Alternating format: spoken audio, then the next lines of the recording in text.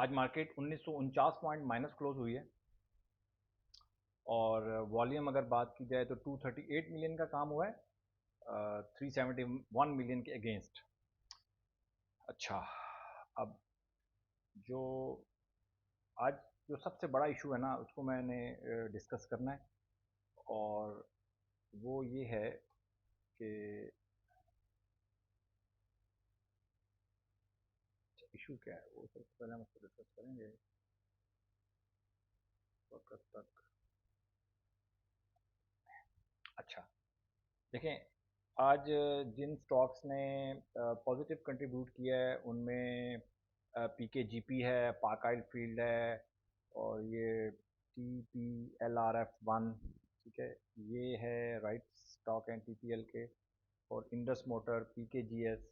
और जिन्होंने negative contribute किए, एंग्रो एच पहले नंबर पे एज यूजुअल, लकी, फौजी फर्टिलाइजर, बैंक अलबीब, सिस्टम, PPL। ये स्टॉक हैं जी जिन्होंने नेगेटिव कंट्रीब्यूट किया है। इसके बाद अब जो सबसे बड़ा इशू आ रहा है ना वो ये है कि जब भी मार्केट नीचे जाती है, जैसे फर्ज कर लें 2400 पॉइंट माइनस होगी, आज 2000 पॉइंट माइनस होगी, कल मार्केट फर्ज कर लें प्लस हो जाती है और 1000 1500 2000 पॉइंट प्लस हो जाते हैं, तो हर बंदा यही सोचेगा यार काश में नीचे मैं ले लेता, बाय कर लेता। और आज जितने भी लोग बाय करते हैं, जितना भी लोग बाइंग करते हैं, वो फोमो के अंडर करते हैं। फोमो क्या होता है? फियर ऑफ मिसिंग आउट, कि यार कहीं हमसे मिस ना हो जाए, कोई कोई लेवल हमसे मिस ना हो जाए, कि आज 2000 पॉइंट माइनस आई है, ये अपॉर्चुनिटी हमसे मिस ना हो जाए। ये मैं आपको बता दूं, ज़िंदगी में मैंने जितने भी डिफ़ॉल्ट्स देखे हैं, बड़े बड़े लोगों को मैंने डिफ़ॉल्ट्स करते देखा है, बहुत पढ़े पढ़े लिखे लोगों को डिफ़ॉल्ट्स करते देखा है। और इनफैक्ट जो हमारे ब्रोकर हजरात, यानी कि जो कंपनीज, ब्रोकरेज कंपनीज जो डिफ़ॉल्ट हुई हैं हिस्ट्री के अंदर, वो पढ़े लिखे लोग थे और उन्होंने डिफ़ॉल्ट किया है सिर्फ इस फोमो की वजह से। हर लेवल के ऊपर बाइंग करना, हर लेवल के ऊपर बाइंग करना है, नफसाती तौर पर इतने दबाव में आ जाते थे कि उन्होंने लॉस किया, लॉस इतना किया कि वो डिफ़ॉल्ट। तो अब हमने फोमो से, पहली बात तो ये कि हमने फोमो से कैसे बचना है। देखें, यहाँ से 2000 पॉइंट माइनस हो गई मार्केट, कल की भी अगर मार्केट लगाएं तो टोटल 4000 पॉइंट निकल गए हैं। और यहाँ से अगर मार्केट बढ़ जाती है तो आपको कम से कम फ़र्क नहीं पड़ना चाहिए भाई, आप अपनी स्ट्रेटजी पे रहेंगे, हम अपनी स्ट्रेटजी पे रहेंगे और उस स्ट्रेटजी के तहत काम करेंगे, और उस स्ट्रेटजी के तहत अगर कोई स्टॉक हमारे पास आएगा तो हम उसको बाय करेंगे, अदरवाइज हम बाय नहीं करेंगे। आप अपने जहन से ये चीज़ें निकाल दें कि यार कल कला मार्केट 2000 पॉइंट बढ़ जाएगी, बढ़ जाएगी तो अच्छी बात है, बढ़ गई, आपको फिक्र करने की ज़रूरत नहीं है। आपकी स्ट्रेटजी के मुताबिक जो स्टॉक आएगा हम उसी को बाय करेंगे, ठीक है। तो सबसे बड़ा इशू जो है ना वो मैंने आज आपके साथ में डिस्कस कर रहा हूँ, तो इसको सबसे बड़ा इशू समझें। अगर बेशक आप लॉन्ग टर्म इन्वेस्टमेंट कर रहे हैं, बेशक आप शॉर्ट टर्म इन्वेस्टमेंट कर रहे हैं, दोनों इन्वेस्टमेंट के जो तरीक़ेकार हैं उनमें ये चीज़ बहुत ज़्यादा मैटर करती है कि मार्केट नीचे गई और आपने पकड़ ली। देखें, जब तक मार्केट अच्छी है ये स्ट्रेटजी चल रही है, लेकिन जब मार्केट गिरना शुरू होगी तो फिर कोई लिमिट नहीं होती गिरने की। जिस तरह बढ़ने की लिमिट आपको देख रहे हैं कि अब मार्केट बढ़ती जा रही है, इसी तरह गिरने की भी लिमिट नहीं होती। लिमिट होती है बट उस वक्त तक कमर टूट चुकी होती है, इंसान टूट चुके होते हैं, मार्केट इधर ही रहती है। तो आज हम सबसे पहले जो चीज़ें हम डिस्कस करेंगे वो है, चलें आज की, मैं सबसे पहले तो हम ये दिखाता हूँ मैं आपको आ, जो कैटेगरी ए प्लस के जो स्टॉक्स हैं, सबसे पहले हम वो देखते हैं जो कि आज मार्केट में शॉर्ट हैं। आज कैटेगरी ए प्लस के जो स्टॉक्स हैं वो शॉर्ट हो गए हैं जी, बिल्कुल कोई नहीं है। ए प्लस में है DG Khan, GHGL, HTL, maple leaf cement, Nishat mill, ये सारे स्टॉक्स हैं, आप इनको देख सकते हैं। कैटेगरी बी में है, कैटेगरी सी में थोड़ी सी लाइन लग गई है और कैटेगरी डी में भी अब लाइन लग गई है, और कैटेगरी डी माइनस में भी, कैटेगरी डी माइनस हमारी बिल्कुल खाली हो गई थी, अब वो भी आबाद होगी। तो ये सूरत हाल थी हमारी कैटेगरीज वाली लिस्ट। इसके बाद अगर आप इसको हम इसको अगर आप देखना चाहते हैं आगे, तो आज कुछ अलर्ट कैंडल्स भी नहीं हैं मार्केट के अंदर। और आज हम क्या हम डिस्कस करेंगे वो मैं आपको बताता हूँ। हमारी जो लास्ट जो हमारी रिपोर्ट बनी थी वो 11 तारीख को रिपोर्ट बनी थी। 11 तारीख के बाद 12 और 13 मार्केट में डिक्लाइन आ गया, मार्केट गिर गई। तो 11 तारीख का जो डेटा है वो बड़ा कीमती है मेरे लिए, इसलिए कि इसमें कुछ स्टॉक्स थे सुपर ट्रेंड में थे और कुछ थे इमर्जिंग स्टॉक।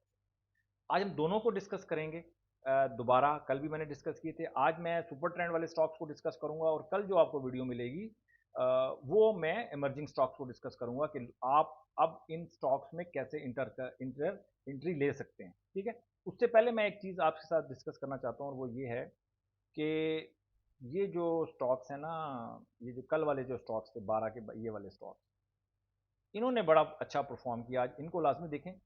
इन स्टॉक्स ने जो मैंने साइड आइटम बताए थे, साइड आइटम्स जो मैंने कल आपको बताए थे, सारों ने बन्नू वुलन, मैकपैक फिल्म, बीईसीओ, आईडीवाईएम, ये सारों ने आज बड़ा ज़बरदस्त किस्म की परफॉर्मेंस दी है। बीआईपीएल ने बड़ी अच्छी परफॉर्मेंस दी है। तो मैंने कल आपको कहा था, कल जिन स्टॉक्स ने दी है परफॉर्मेंस, तो वो मैटर करती है। निशात मिल भी था उसमें, वाफी भी था, यूबीएल भी था। तो अच्छे ज़्यादा 10-12 स्टॉक्स में से 8-10 स्टॉक्स ने अच्छी परफॉर्मेंस दी। तो जब भी जैसे आज मार्केट माइनस है, आज मार्केट माइनस में जिन स्टॉक्स ने परफॉर्मेंस दी है वो बहुत मैटर करती है, उसकी उसको अलग से आप देखा करें। ठीक है, अच्छा अब हम चलते हैं स्टॉक्स की तरफ, जो हमारे सुपर ट्रेंड वाले स्टॉक्स थे, एक एक करके हम डिस्कस करेंगे दोबारा, ताकि आप लोगों को जो फियर ऑफ मिसिंग आउट है, फोमो, उससे मैं निकालना चाहता हूँ।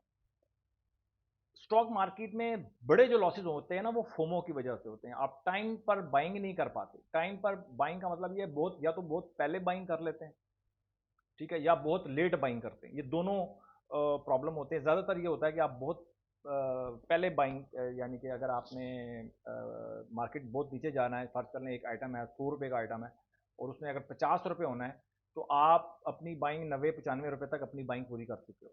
बाकी आप फिर तमाशे ही देख रहे होते हैं। ठीक है, क्यों? कि आपके पास पैसा खत्म हो चुका होता है। तो उस पूरे साइकिल को अवेल करना, वो एक तरीक़ेकार आपको पता होना चाहिए। मैंने लॉन्ग टर्म वालों के लिए भी एक वीडियो बनाई है कि कैसे आपने एंट्री लेनी है। सुपर ट्रेंड जो हमारा है, सुपर ट्रेंड इंडिकेटर है, उसको यूज़ करते हुए वो वीडियो आपने देखनी है दोबारा। और अब मैं सबसे पहले डीजीकेसी को डिस्कस करना चाहता हूँ कि भाई अब मार्केट अगर नीचे आ रही है तो सुपर ट्रेंड वाले स्टॉक्स को हम कैसे देखेंगे। डीजी खान सीमेंट अभी भी सुपर ट्रेंड में है और आप इसको आवरली चार्ट पे हम देखेंगे कि आवरली चार्ट पे कैसे हम इसकी एंट्री ले सकते हैं। तो आवरली चार्ट के ऊपर अभी इसकी आरएसआई चल रही है 54.03। ठीक है, 54.03 इसकी आरएसआई चल रही है, तो आप इसको बाय कर सकते हैं। और मैं समझता हूँ कि अभी जब ये किसी भी कैंडल में जब 60 क्रॉस करेगा, वहाँ पर क्लोज होगा, तो नेक्स्ट कैंडल में उसके हाई के ऊपर आप इसको बाय कर सकते हैं। टी कैंडल अभी आ चुका है आवरली चार्ट में। डेली चार्ट में अभी ये बिल्कुल आउट है। अभी आउट का मतलब है कि अभी बहुत तेज़ी में है। अभी ये डेली चार्ट में अभी आपके काबू में नहीं आएगा। ठीक है, इसके बाद हम देखते हैं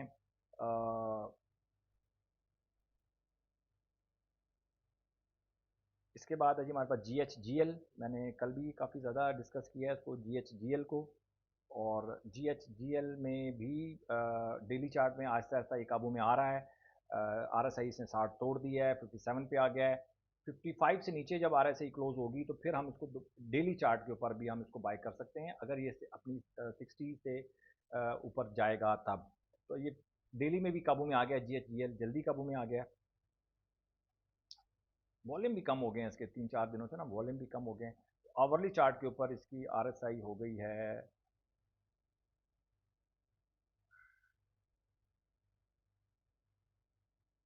सॉरी डेली चार्ट के ऊपर, सॉरी सॉरी मैं आवरली चार्ट में था। जी एच जी एल जो है डेली चार्ट में भी दूर है काफ़ी, सुपर ट्रेंड में है।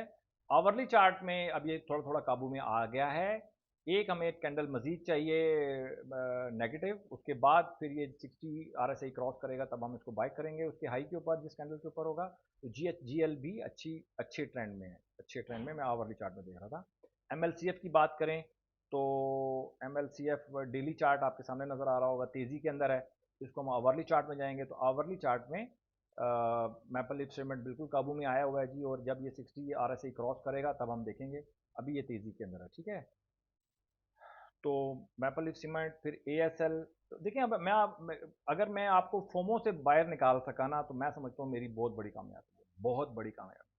अगर आप इस स्ट्रेटजी को यूज़ कर रहे हैं और आप फोमो से निकल गए, बस फिर आप समझ लें कि आपने स्टॉक मार्केट का जो है ना, आप आपने समझ लें कि बहुत बड़ी कामयाबी हासिल कर ली।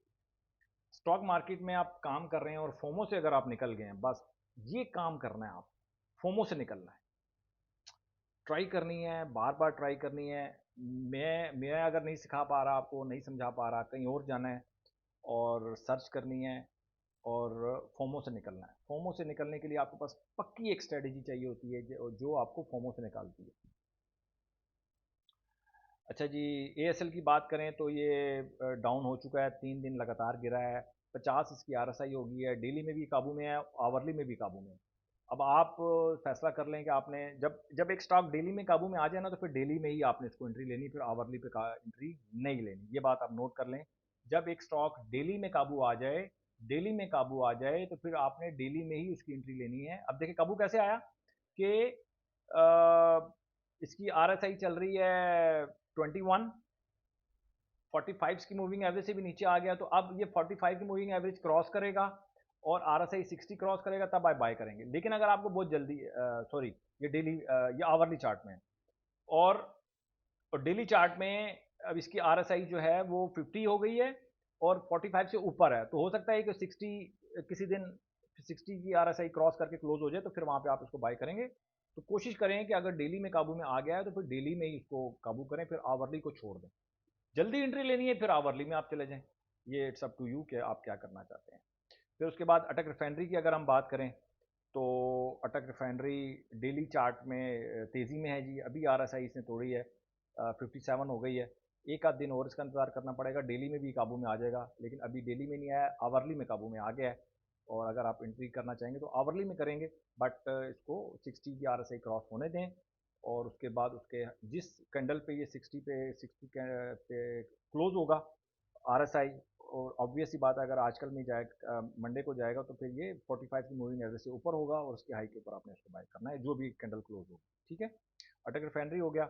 उसके बाद बैंक अल हबीब हो गया जी। बैंक अल हबीब की अगर हम बात करें तो बैंक अल हबीब की अगर हम बात करें तो डेली डेली में तेज़ी में है जी। अभी भी एक इसने रेड कैंडल बनाई है और आवरली में काबू में है। डेली में अभी काबू में नहीं आया और आवरली में काबू में आ गया। ठीक है, बैंक अल हबीब के बाद फिर आई एन आई एल की बात करें। अच्छा, मैं थोड़ा सा आपको बता देता हूँ रीज़न मार्केट की, जो मुझे समझ में आई है वो यही है कि थोड़ा सा जो ईरान पर हमला हुआ है इसराइल का, वो एक इशू है। और पाकिस्तान ने, ज़ाहिर बात है, दोनों पार्टी में से एक पार्टी को सपोर्ट करना था। पाकिस्तान ने ईरान को सपोर्ट किया है, आई थिंक। देखें कोई बयान चेंज ना हो जाए 1-2 दिनों में, तो अगर चौधरीयों के खिलाफ अगर आपने बयान दिया है तो कहीं ना कहीं नेगेटिव इम्पैक्ट तो आ सकता है। इसी वजह से मार्केट प्रेशर में है। लेकिन हो सकता है 2 दिनों में मामला कुछ बेहतरी की तरफ चले जाएं तो मार्केट सपोर्ट ले सकती है, लेकिन आपने पैनिक नहीं होना भाई। आपने अपनी स्ट्रेटजी के मुताबिक काम करना है। जंग होगी, कुछ होगा, ये स्ट्रेटजी आपको सपोर्ट करेगी। आप इसको स्टडी करें ठीक तरीके से। अगर ये नहीं मैं आपको बताऊं, ये जो टिकट है ना, ये आपको मंदी में बचाएगी ज़्यादा। तेज़ी में तो फिर आपको थोड़ी सी एक्सपर्टीज चाहिए कि इंटैक्ट रहना और ये सारी चीज़ें, थोड़ा सा काम करना पड़ेगा तेज़ी में, लेकिन मंदी में बड़ा क्लियर आपको बचाती है, बहुत ज़्यादा सीखने की ज़रूरत नहीं पड़ेगी आपको। आईएनआईएल की बात करें तो ये आवरली में काबू में आ गई है और डेली में भी काबू में आ गई है। डेली में देख लें कि 53 क्लोज हो गया। और डेली अगर ये फ्राइडे मंडे को अच्छा ही क्लोज होता है तो फिर हम उसको ट्यूसडे में एंट्री ले सकते हैं। आईएनआईएल की बात करें तो मीज़ान बैंक की अगर बात करें, मीज़ान बैंक भी तेज़ी में के अंदर है जी। और आवरली चार्ट में हम देखते हैं, डेली में तो काबू में नहीं आया, आवरली में काबू में आ गया मीज़ान बैंक। ठीक है, इसी तरह एनएटीएफ की बात करें। अच्छा, मजे की बात मैं बताऊं आपको, जो जिन लोगों के पास पोजीशन ऑलरेडी पड़ी हुई है, वो अगर उन्होंने स्टॉप लॉस पे सेल नहीं किया तो उसका मैं कुछ नहीं कर सकता। भाई स्टॉप लॉस पे सेल करें, जब भी कोई पोजीशन लेते हैं स्टॉप लॉस पे सेल करें। दोबारा एंट्री की तरीका बता रहा हूँ कि दोबारा आपने एंट्री करनी है, या तो आप वेट एंड सी करते रहेंगे, आपकी एंट्री बनेगी नहीं। और अगर बनेगी तो फिर आप उसको नॉर्मली आप इंटर हो जाएंगे, तो आपको स्टॉप लॉस पे सेल करने का कोई कोई मसला नहीं होना चाहिए। स्टॉप लॉस पे वही लोग सेल नहीं करते जिनको फोमो होता है कि यार यहाँ से मैंने बेच दिया तो मिस कर दूंगा ट्रेन, ये ट्रेन निकल जाएगी आज। वही लोग बेसिकली स्टॉप लॉस पे भी अमल नहीं कर सकते। तो स्टॉप लॉस पे अमल, अगर आप इस स्ट्रेटजी को समझ लेंगे तो आप अपनी स्टॉप लॉस वाली स्ट्रेटजी को भी अडॉप्ट कर सकेंगे, अदरवाइज नहीं नहीं अडॉप्ट कर सकेंगे। डर होता है, डर पे काबू पाएंगे तभी स्टॉक मार्केट में आप काम कर सकेंगे। शॉर्ट टर्म और मीडियम टर्म की बात कर रहा हूँ, इवन लॉन्ग टर्म भी अगर करनी होगी, ठीक है।